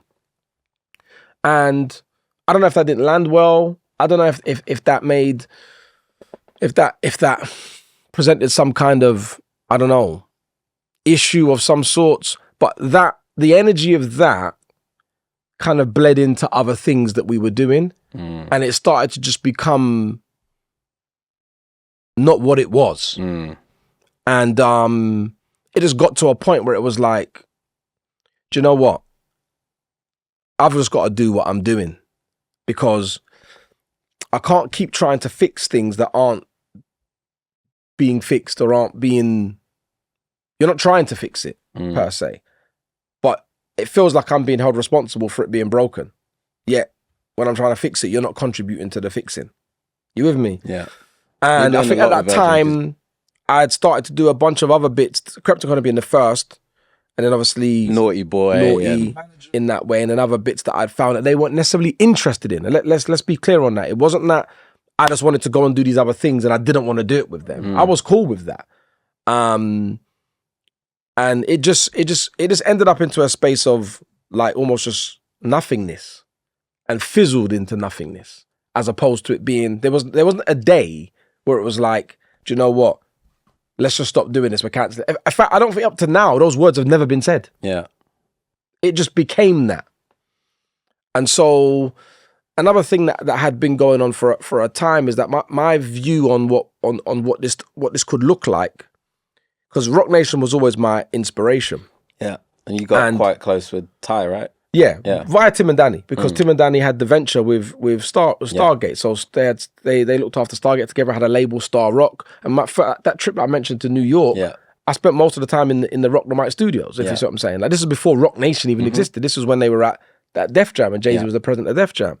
So that relationship was there, and I got into it off the back of Tim and Danny introducing me into that space and being part of what I was a part of, right?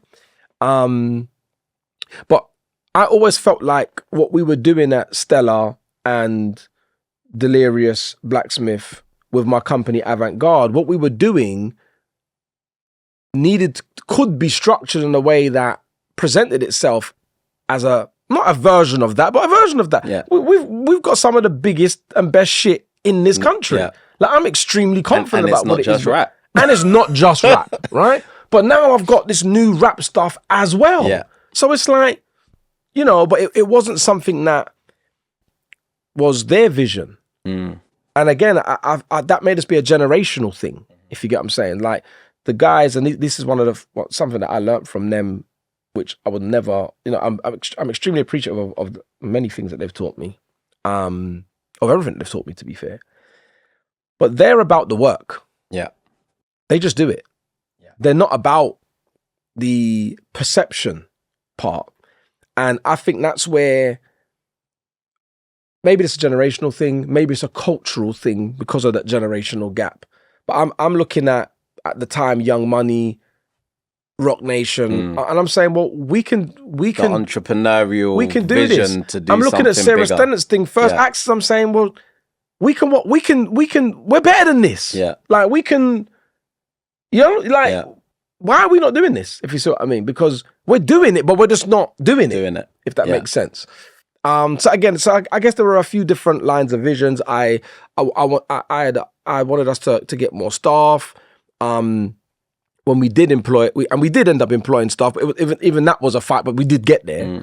And you know, we just got to a point where things just went in different directions. I got an office over by White City, and I had my team because I was also I was growing and building, and I needed to grow my unit for the batch that I had, because I couldn't be the day-to-day manager on all the stuff that I was doing anymore. It was too much. And in order for me to grow and elevate and go into other spheres of the business, I needed people to be doing the stuff that I used to do. So it was about growth, ultimately. I think it was growing pains, ultimately. And yeah, so I started doing that. I rebranded to Cincinnati Free in that period, my management and the publishing company. And again, as I say, even at that point, and even up to now, it's never been we're not working together anymore, because we still, you know, I'm on emails every day approving syncs with them and whatnot across the catalog that we've done together. You with me? And you know, the relationship is still there. It's just dormant in us actively doing business, new business. So it's almost like a catalog business per se now. And then obviously, as I say, the Cincinnati Free thing it was a new energy, it was a new time. And what happened was I'd started to get into licensing, get into the recording side of the business. So I've done management. I'm still doing management. I've done publishing. I'm now dipping my toes into the record side of things. So I'll buy a record and license it and put it out and whatnot. And that was the beginning of the Since '93 era when I rebranded. And we signed Sneakbowl, song called Too Cool, and licensed it to Virgin. You were working with Glyn because Glyn had obviously signed Emeli and. I'm manager to Naughty Boy. He signs Naughty Boy. He's the A&R to Naughty Boy. We're publishing Emeli Sandé. He signs and is the A&R for Emeli Sandé. We're co-managing Krypton Conan. He signs and is the A&R for Krypton Conan. And there's a bunch of other stuff that didn't work. Yeah. That we did. Yeah. In terms of I'm manager, you're A&R-ing, or publisher and you're A&R. And so we built up a real strong relationship over that period, to where people think that me and Glyn grew up together and we didn't. Yeah. You know what I mean? Like we grew up in this business, in this portion of the business. And so it was natural to do stuff. There was a point where I remember I signed an act to Ireland, and it was a big kerfuffle because I'd never signed an act outside of Virgin, to where people thought I had a deal with Virgin. Yeah. I had to go and see Ted at one point and say, Ted, I have to put this elsewhere. That's just Ted to show just so people know that I'm open to do business. Yeah. Because they think we've got a relationship that we don't have. I don't get paid to be exclusive to Virgin. Yeah. And I'm not saying, not that I'm even asking for that, but that's not the nature of the relationship. But we work together so much that people just assume that. So they won't even come and ask me, can I get it's going to go to them. You with me? And that's kind of what it was like. So, and that was a great time, by the way. Big up the Virgin team. Glyn, Ted, Frié, Faye, Tony Bond. There's so many people. I don't want to miss out anyone. Like that was an amazing team and an amazing time. But then Glyn calls me up one day and is like, "Look, I'm looking to leave, and I want to start a label. Would you do it with me?" And I'm like, "Well, fuck it. Why not? We've done every other side of the business. Yeah. Why not have a crack at this portion?" Yeah. And as I say, I've already started the principle of this because I've done a singles deal with these guys and whatnot, with Virgin. So it's like, cool. And long story short, we ended up doing the venture, Since '93 Records, and we ended up doing the venture with Sony. And it's this new portion of this new era, because it's like Glyn was on gardening leave at Universal when we started Since '93 Records with Sony. So it was like, we had worked out what we needed to do, which pretty much was you got to fucking hit the ground running. And this is where experience plays a lot. And I benefited from the experience of Tim and Danny. I must say, you have to fucking listen to benefit from experience, by the way. You got to be willing to listen to it. And when we were starting a label, Glyn was very clear of mind that, we've got to start with momentum and we need to start quickly, because I think that's one of the, and he's completely right. And I've seen it since that you don't get time at a record label. No. Publishers, you get time. It's a patient business. Records isn't a patient business. You have to move. That's something that Darker said in the previous episode. It's like, you get time with publishers, but records, you don't get no time. Have that time. You don't get no time. So you got to hit the ground running. And so anyway, we ended up signing Fredo, who was a new emerging artist at that point. We signed Lowski, H, and Mowgli from Birmingham. So we got a Birmingham rapper, a Manchester rapper, and two London rappers, right? Yeah. And again, in similar fashion to the first wave I spoke about, while it's not the same level of commercial success, don't get me wrong, but very quickly, these guys have become influential figures, and their music is creating waves, and there's huge cultural currency. H then provides hits. You with me? So at this point, we're like, people, them man are doing death row. Like, they've got all the rappers, basically, was the viewpoint. But if anyone had bothered to look at our potted history separately and collectively, you would know that we're music people. So it's going to be all of it. But you just got to find it. And the singer-songwriter takes more time. Yeah. Rap's an immediate impact thing. You put out a song, it's in the top 40, the top 20, or the top 10 that week, and then it may tailor off. Whereas it might take you 12 weeks to build a song, a singer-songwriter song, for it to become like, you look at Cat Burns' Goal, that took hella weeks to become, the highest chart position that it achieved. To my memory, I think it was a top 5. But that took a long time. Rap doesn't work that way. Anyway, so there's that going on, and there's all the excitement around that. And then And then we get into the second, what I'm calling the second half of this iteration of Since 93 Records, where you got Cat Burns, you've got Thames, you've got Tyler, we've got DC, T-Face, Aussie. Like it's less rap focused, not because we've made a conscious decision not to sign rappers. But a lot of these artists we're talking about, we signed them when we had these rappers and had to develop them for 2 years. Time to develop. It takes time. Yeah. But in that time that they're developing, there's been a massive shift in the business. And so rap music isn't working in the same way that it was then for what I'm going to call the mid-tier artists. If you're in the top batch of 3 or 4 artists, it kind of still is working in the same way for them. And then what would be the midterm artists, it's working very differently for them. Yeah. You know what I mean? So it's almost like you've got the top 4 and then you've got the relegation battle. There's nothing in the middle. There's no UEFA, there's no Europe, there's no mid-table. It's just relegation or championship. Yeah. That's it. Yeah. You know? So that's where the scene has found itself. So let me ask you, like, when you have artists like Krypton Conan, for example, and they make statements such as, I've never made money from music. How does that make you feel as a label head, as a manager? Like, those types of statements, you hear artists make them a lot, and they come from somewhere. Sometimes it's not necessarily understanding the business. Sometimes it's because they signed a bad deal. Sometimes that's actually the case.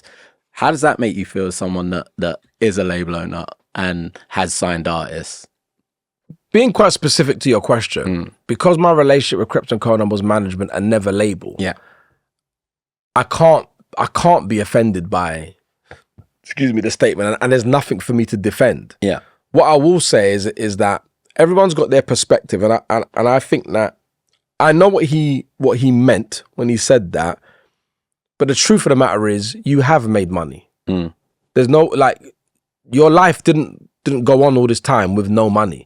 So that it's not fundamentally true that you didn't make money. I think what he's really trying to say is they didn't maybe make as much money as people thought that they made or that they would have liked to have made. And something I learned from Ted Cockle, which I've taken, and there's a few things I've learned from that man. He's a very smart man. Very smart. I was with him yesterday. Yeah, He's very smart guy. Is that sometimes there's many truths. Yeah. So that statement that was made, I can tell you several other truths that are also true. It doesn't make that statement that was made a lie. Yeah. There can be many truths. Yeah. And I think that there were some things that could have been done differently in terms of where the boys are concerned. And I'm sure they won't be offended me saying this because I guess anyone who's got eyes can see it is maybe that the volume of releases didn't support them. Yeah. In the way that it could have. Yeah. And I think when the generation shifted and you look at someone like Fredo as an example. Fredo gave us an album every year for 4 years. Yeah. Yeah. He had a 4-album deal. He was out of his deal in 4 years. Yeah. The boys had a 4-album deal. They were still in it in year 9. Damn. Do you get what I'm saying? Yeah. And fundamentally, if the music had been more frequent, you would have moved through your stages quicker, which probably would have made you less disgruntled about the overall picture. Do you get what I'm saying? But your process is also your process, and every artist's process is different. Not every artist does turn out music quickly. I think that this generation that we're referring to of rappers, which is the generation after Krypton Conan, so your Fredos, your Lowskis, your H's, your Mo Stacks, your J Husses, etc. A lot of those guys, look at D Block Europe. Yeah, they're giving you 2 albums a year. Yeah. Consistency. So if you were fortunate enough to be able to sign D Block Europe, and you was fortunate enough to get them on a 4-year album, it's 2 years of a relationship because of the speed at which they release music. But how does that make you feel as a label? Because obviously you've had that with H, you've had that with Fredo, where you've signed them, you've given them the push, you've given them the platform, the profile, and then they've sped through that deal, come out and gone independent. How do you feel like rah, like we've set them up and now they're. No, I feel like that's part of the process. Okay. Like I feel like I'm very content and happy with the work we did with Fredo. I'm very happy and content with the work we did with H, because when I went into the deal, I knew what the terms of the deal was. Yeah. Do you get what I'm saying? And they're very different deals, to be honest with you. Very, very different deals. Yeah. H's deal was far more short-term than Fredo's deal. And I just look at it like this, because, you know, H was independent for like one song. Yeah. It wasn't about independence in reality. It was about, and by the way, even where Fred's concerned, it's not, I don't think it's about independence. It's about what's best. Yeah. Do you get what I'm saying? And after achieving X amount of success, they rightfully feel, well, do you know what? If I'm going to do a deal, this is the value in which I want to do it at. Everyone else has got a decision to make as to whether they want to do that. Yeah. And I think maybe where Fred is concerned, no one turned up with the value that he felt he should get.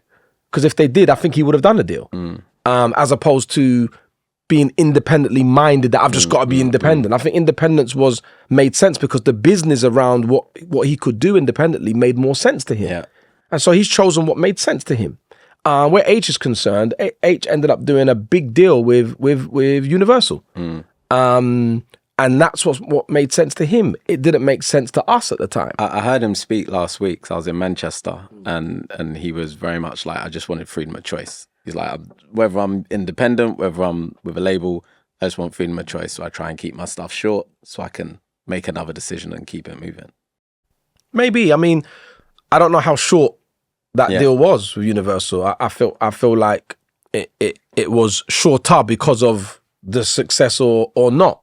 So there's sometimes there's many truths. Yeah. Ultimately, when they did that deal that they did with us, that was the deal. Whoever was going to sign it, those were the terms, and they were very sure and very clear that this is what they wanted to do. So if I engage you on what you want to do, I can't be mad later about it. This is what you told me from the beginning. So there's nothing that they did which they didn't tell me they wanted to do from the beginning. And at the point where we were looking at, or when it was time to try to get an extension, the terms in which he wanted to do an extension on didn't make business sense to us to do an extension upon. And that's just business. That's not beef. Yeah. If you want £1 and I think it's 75 pence, but someone's going to give you £2, you should take the £2. Get the £2. I'm not mad at that. Absolutely. I can't be mad at you. If I'm giving you £2 and they're giving you £2 and you choose them, then I'm going to be mad at you. But why? It's not broken. Yeah. Why are you fixing it? But we didn't come to a space or a place on the deal terms that was fitting for what he felt needed to be for his next stage. Neither did we with Fred. And in both instances, I still talk to these artists. If they call me for, I don't know, whatever, I've had calls out the blue for something, nothing to do with me. But they know they can if they want to. Or if they need to. It's not a problem. I don't take none of this personal. I don't bleed Universal or bleed Sony. Like, I'm just not like that. And I guess that's because, unlike many of my peers, I didn't grow up in record labels. I don't have this, I hate Universal, I hate Sony, or I don't have any of that. I just want to do business. And wherever I can get the business done, I'll do it. I'm doing business with all of you. How about that? Let's do that. Do you get what I'm saying? Like, how about that? And that's my viewpoint. So I can't have that viewpoint and then be mad at artists for having a similar viewpoint because it doesn't benefit me in that moment. You with me? So you're mentioning, like, you know, the artist wants this type of deal. What are your type of deals like? Do you base it on this is what the artist is looking for? Can we do that? Or do you have a kind of, these are the types of deals that I like to do and we can maneuver? How do you set up your deals? What do they look like? I think it's all of what you said, like, because you're never going to get all of what you want. Ultimately, you might have a value in which, all right, personally, my style of deal, personally, and I learnt this as a manager coming in, is I want to do deals where you get enough to do what it is you need to do. I can have enough left over to invest into this thing so we can create the greater value. So let's say this thing's worth £1, and you want £1.50 because you want a bit of the potential of what would it be? Here's £1.50. I now want us to make £10 that we can share. £10. At the minute, it's worth £1. So we've got to create £9 worth of value that we then share in.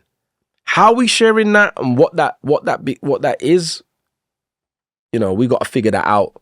So is that hypothetical, or do you generally work to a 10x? I just said that for easy numbers and for easy maths, yeah. So that's kind of what you want to what you're trying to achieve, but it's not always like that. And I was taught by Tim and Danny when I first came into this side of the business as a manager. Don't take all the money off the table. Yeah. Make sure that your back end, no diddy. Make sure that your back end and your royalties, and you can start earning your own money quicker, because that's what puts you in a position of power. Yeah. Now, if I never had an experienced elder telling me that, I would have done what everyone else was doing and just draw as much money out of the deal as I can. Why wouldn't you do that? Why would I take 70 grand when I could take 200? Of course you're going to take 200. But if someone's saying to you, take 70 grand, get a bigger royalty and go from there, you're going to listen. And in my experience, the artists who I saw have amazing success weren't straddled with debt. And more importantly, not being straddled with debt means you're not straddled with pressure. If you're being signed for whatever the amount is, and it's a big number, then the need to achieve success quickly is on you. Yeah. You can't have 2 songs that don't quite make the mark. Yeah. Because by song 3, everyone's panicked now. Yeah. Whereas if we've done a deal that is sensible, then it doesn't matter if the first 5 go wrong. Yeah. We can afford to keep going, and we can keep the wolves away from the door. But when you start getting that pressure of it's not working and we're spending too much money, and the financial pressures start to lean in on you, which is what happens internally and then bleeds out externally, it ruins a lot of things. I look at that particular generation: Tiny Temper, Professor Green, Wretch 32, Tinchy Strider. Those deals were all reasonable deals. Yeah. And they all went on to achieve great success. Because they were given the time. They had the time. It didn't have to happen all in one go. In some instances, it did happen very quickly. Like Tiny happened quite quickly in that sense. But they didn't have that pressure of having to, well, the deal was 500 grand, so therefore we need to make X from our first couple of singles or whatnot. And you get what I'm saying? And I think there's a connection that I've seen in these types of deals. Sam Smith's deal wasn't massive. Yeah. He sold 10 million albums. I'm sure he has seen the money. Yeah. Do you get what I'm saying? And that's the thing I think that sometimes maybe people don't think about, is when there's value that's created, you can't be denied the money. But is that because it's a risk by going on the back end? There's no guarantee. If the record doesn't work, I'm not going to see the money. Whereas if I'm getting a check up front, I'm seeing the money. But then the flip side is it's now working and I'm going, but I'm only getting this, and record labels are stealing, and record labels are bad. Yeah. How much education do you think is needed for artists in particular, but also management, to navigate that space and make the right decision to understand royalties first and foremost, and what that means in the long term, but also how to navigate that deal and which side you should be looking for, or how to find the balance? I think it's perspective. I don't know that there isn't the education. I think the information is out there if you seek it. I think that guidance is very important. As I explained to you in my scenario, I was fortunate. I had guidance. I had information from Tim and Danny that I would, if I didn't have that information, I would have done different things. That information has led me on a path that has got me to where I am today. And those fundamentals, I still hold those fundamentals true today.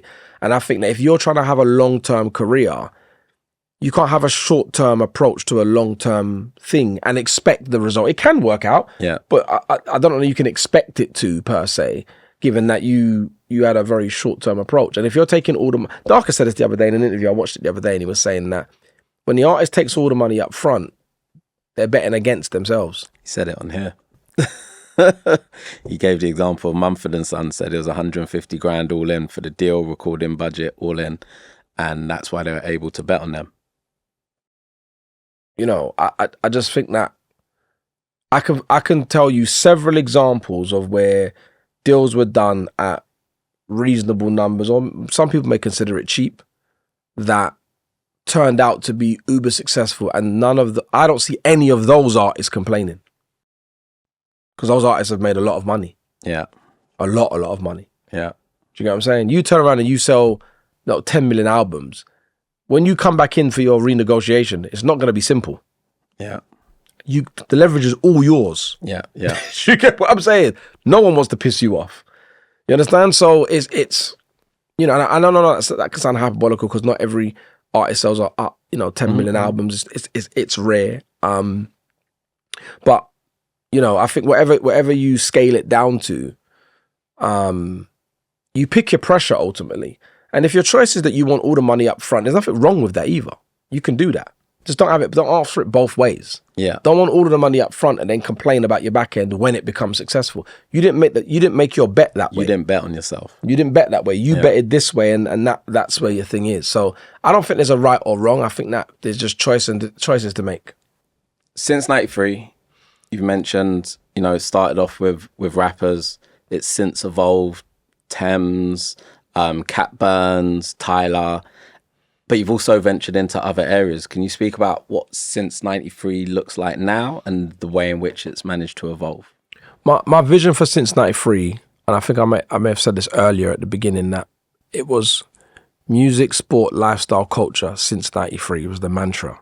So it was always more than music. Yeah. But music was where we started. And how I would say that it's evolved is, I've always done publishing, so Since '93 publishing I did publishing before I did management. Yeah. It's the first thing that I did on this side of the business. So publishing, management and records is the music part of it. We've delved into broader lifestyle, content creators, ZZ Mills. Yeah. Being our first client in that area. We now also look after Daniel's Dunya, who's a hilarious content creator online, who's got big plans. He's a really talented guy. I touched upon sport earlier. Football, as I say, was always something really key to me, and I did my agent license in 2008. But music took off, so I just went with the momentum of the music. And then about maybe 4 or 5 years ago, I decided to go back into that area. I invested in some staff and a team and started to build a roster. And we're going from strength to strength. We've got our first Premier League player. And we've got a player in the championship. We've got some exciting young players coming through. And it's taken time to build, but it's starting to move now. And it's now washing its own face as a business now. So really proud of that. And my son is where the fashion part comes in, because he started a clothing line called Grafter in 2017, I think, or something like that, which he built, and he did like £1 million worth of business during lockdown. And I was just sitting there thinking, what the fuck is going on here? Do you know what I mean? Yeah. So I've always been helping support that to grow and whatnot, him and his school friend Marvin. And so I've been involved in that business from its beginning and to its growth. And then it had a period where the market forces and the learnings, as you do, become difficult and challenging. And we're here on another run of going forward with new product, etc. So I've learned a bit about the fashion and the product world in that sense. And my overall ambitions is that I just get up and I'm encouraged and inspired by ideas. Yeah. Music is my my bedrock. Yeah. But music is so many things. If you look at some of our favorites, whether it's Russell Simmons, who I take a lot from, more so than a lot of people look at Jay-Z and well, used to be Diddy, and others. And the only reason that I don't is because when you've had millions of dollars spent on you, marketing dollars spent on you as an artist, when you turn into a businessman later, you're standing on the years of that presence. I credit Russell Simmons differently because he never had that to lean on. All he had was his nous and his business acumen. Yeah. So I am far more similar to Russell Simmons than I am to Jay-Z and Diddy because I don't have the artist platform to maneuver from. But many executives look at those guys and miss that piece, if you see what I mean. And what he did with Fat Farm and all the other bits. Don't get me wrong. I do observe like what Jay-Z's done and whatnot. I just know that I couldn't do it in that fashion. I can't expect to do it in that fashion. Because we're coming from different places and different platforms. But yeah, Since '93 is just it's a full service entertainment company, and we're ideas people. So if there's something interesting, exciting, you might find us there. Do you see what I mean? And especially if we're passionate about it. And in the end, we'll work it out. Like people told me, it's never going to work in football and blah. And I was like, all right, they told me that about music. Yeah. Like where I come from, I know what not working looks like. If something doesn't work, you're dead. Yeah. Yeah. This is not working. Yeah. Yeah. these no's or these failures, they're light. Like there's no consequence by comparison. So I don't have any fear in these spaces, because what's going to happen? It doesn't work. You lose a bit of money and then we move on. So what? Do you know what I mean? Same thing why I call mine unstoppable. It's the exact same thing. It's been great talking to you. I want to ask you one last question. We ask everybody a question about being unstoppable when they come onto this podcast. It's how we always end it. So with you, you've faced countless challenges. You've navigated the rapidly changing music industry. You've pushed through personal and professional obstacles and barriers, highs and lows. You've expanded into different sectors of the entertainment business, whether it's sport, music, fashion. At this point in your journey, what does it truly mean for you to be unstoppable? Is it about resilience? Is it about reinvention? Or is it something deeper? I think a part of it will be reinvention, because I think you have to constantly evolve and reinvent yourself. And I know I will be here as long as I want to be here. And I believe I will be successful as long as I want to be here, because I don't have any fear. And none of this is difficult. So to coin a phrase, if we're talking about being unstoppable, at the point where you don't have any fear, you are unstoppable, because none of that's going to stop me. And other than you deciding to stop, what else is going to stop you? Yeah. You with me? Yeah. Once I know I'm willing to work hard. I know I'm willing to partner up. I know I'm willing to get the best information. I'm willing to do whatever it takes to win. So what's the problem? I hear you. Do you get what I'm saying? Absolutely. That's how I look at it. Ricky, it's been great having you here. I think we're going to have to do a part 2, because there's still so much that we could cover, and you're going to keep doing remarkable things. And I know we're going to have to cover that as well. So we're definitely going to get a part 2 in. Thank you so much coming down today for doing this. It's been incredible. And thank you everybody for tuning in, for listening, for being a part of this today, for listening to this incredible journey. And remember, you have the power to choose your path in life, but always choose to be unstoppable.